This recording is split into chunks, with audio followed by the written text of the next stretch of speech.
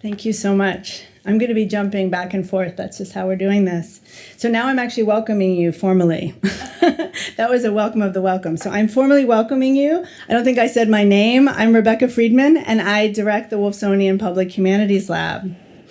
Not for nothing, 2021 will be remembered, at least in my small corner of the world, as the year of Bob Dylan.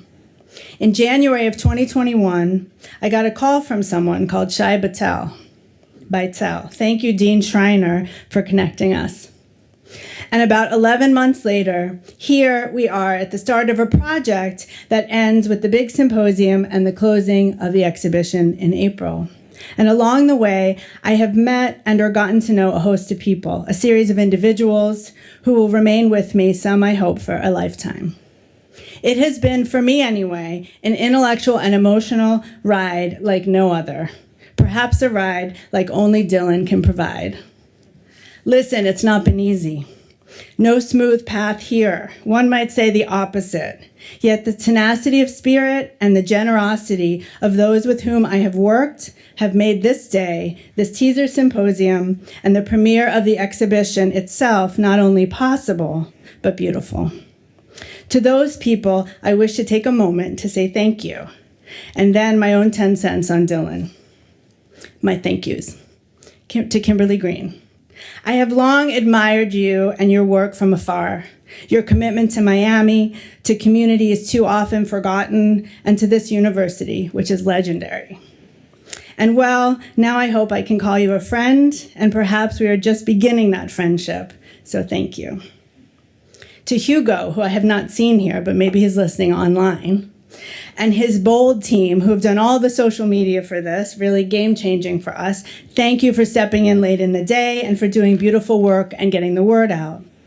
To Heiko, a small, quiet, you are the best. Thanks for making sure all went smoothly, everything sounds beautiful in words, and thanks for your friendship. To Richard, I've looked forward to our Thursday calls this past 6 months. You've not only taught me a ton about Dylan, but also about collegiality. Your generosity of spirit is inspiring. To Enrique, wherever you are now, you are one of a kind, jack of all trades, kind, easygoing, talented. We're just getting started with our work together. Thank you.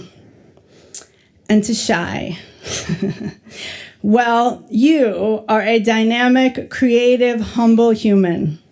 I feel so lucky to have crossed paths with you and imagine that the road ahead together is long. So thank you for bringing this project to me and to FIU.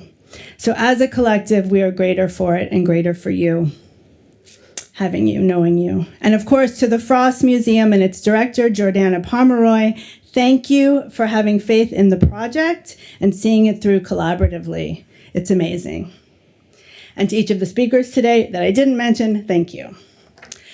There are few events in one's career, one's life, that have so much meaning, personally and professionally, as this one does for me, to our Wolfsonian Public Humanities Lab, and I would argue to FIU and to Miami.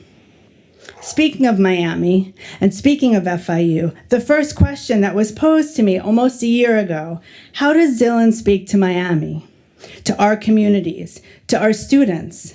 That was the very first challenge, to answer that question and to help make people understand. Why devote the Frost Museum and Public Humanities space and effort to a Bob Dylan retrospective in 2021 at the nation's largest Hispanic-serving university?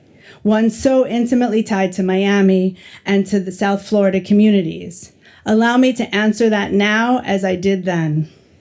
This is the perfect moment to meditate on Bob Dylan, on his art, his poetry, his music, his performance.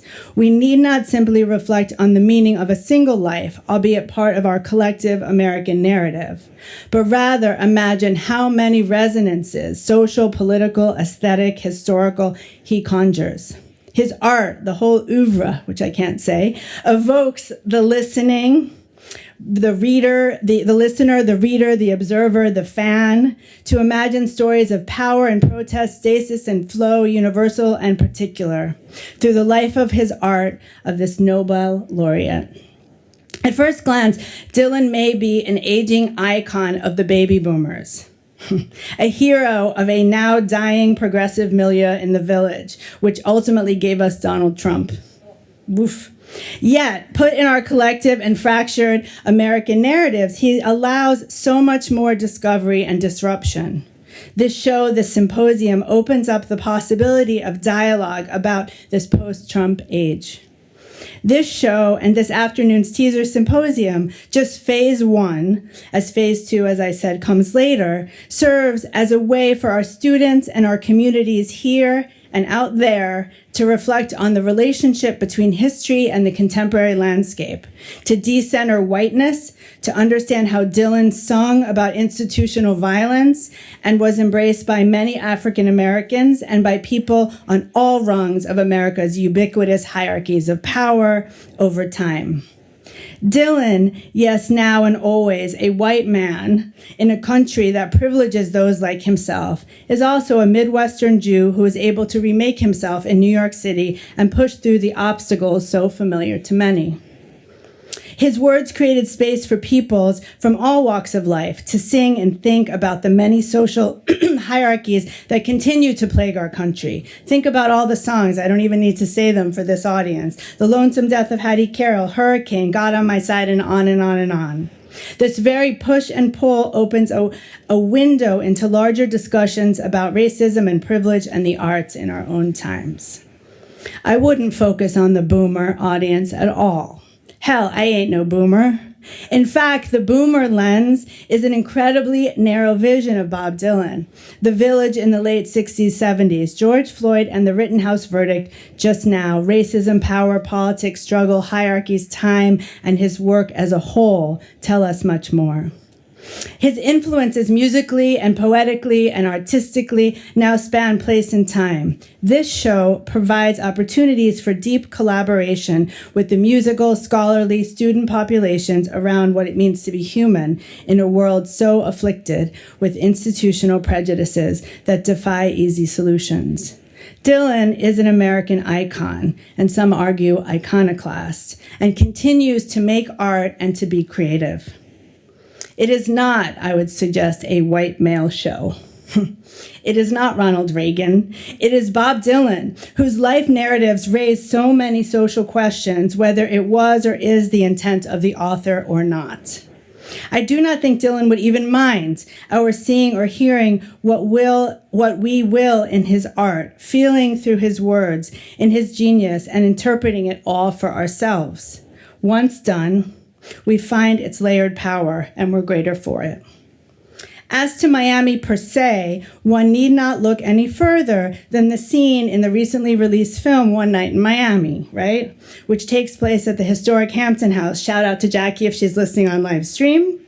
The Malcolm X character is trying to explain to the Sam Cooke character why he should not be a sellout to his white audiences with his sweet songs about love, and puts on a Dylan album on the phonograph.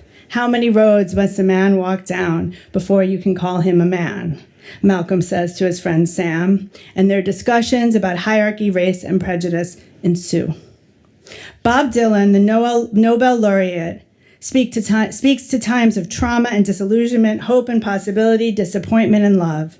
Generations who do not understand one another. Politics that are alienating, death and life, racism and violence, peace and love, all beautiful and all Bob Dylan.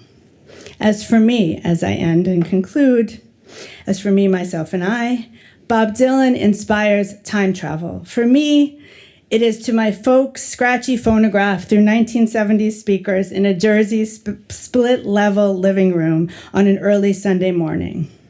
The simple buzz of a chord or hint of his voice can transport us to a childhood bedroom, or me anyway, to a first kiss, to a late-night heartbreak. Friends will arrive, friends will disappear. If you want me, honey, baby, I'll be here.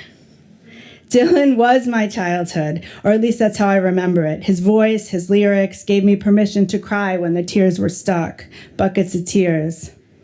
By high school, during early feminist churnings, it was Dylan who touched my soul, not Joni, not Joan, and not even Janice. Sorry. Even now, the sounds and words push me straight backwards to my upstairs bedroom amidst confused and lonely childhood New Jersey. Dylan invited me into adult worlds. He propelled me forward in time to futures racked with weary love, deep injustice, war, and death. And that is where I find myself today. So thank you for sharing this moment, and thank you all for being here and being part of this journey. And please join us in the next months for our many programs and our many discussions about the music and art of Bob Dylan while it hangs on our university museums.